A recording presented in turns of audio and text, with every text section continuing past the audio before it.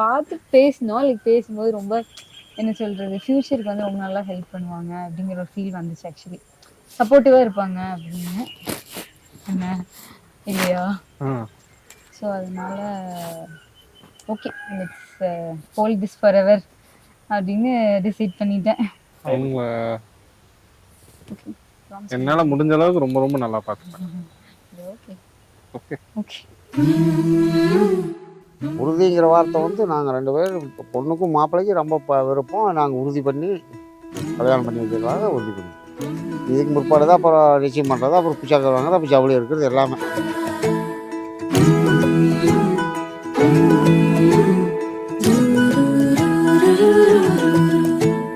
கனவெல்லாம் நிஜமாக ஒரு நாளும் ஆகும், கவலைகள் பஞ்சாக பறந்தே போகும்.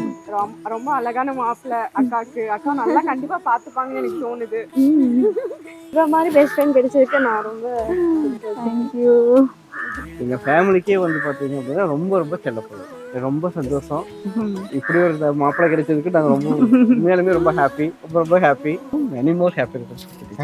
கனவெல்லாம் நிஜமாக ஒரு நாளும் ஆகும், கவலைகள் பஞ்சாக பறந்தே போகும். பிடிக்காதுன்னு சொல்றதுக்கு எதுவுமே இல்லை. அதனால பேசின எல்லாமே பிடிச்சிருந்தது.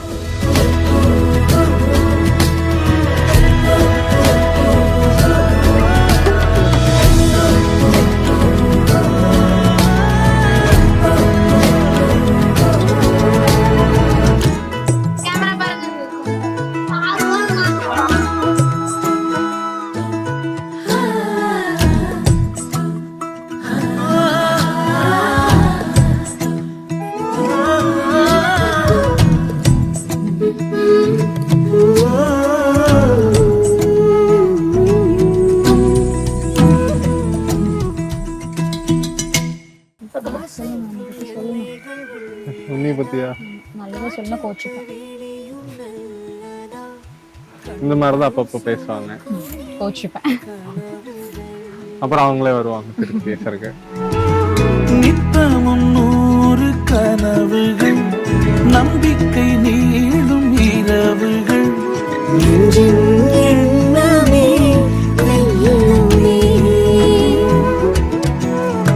ஒரு நாள் மாறுமே, துன்பம் தீருமே, எனவே கனவே உணவே.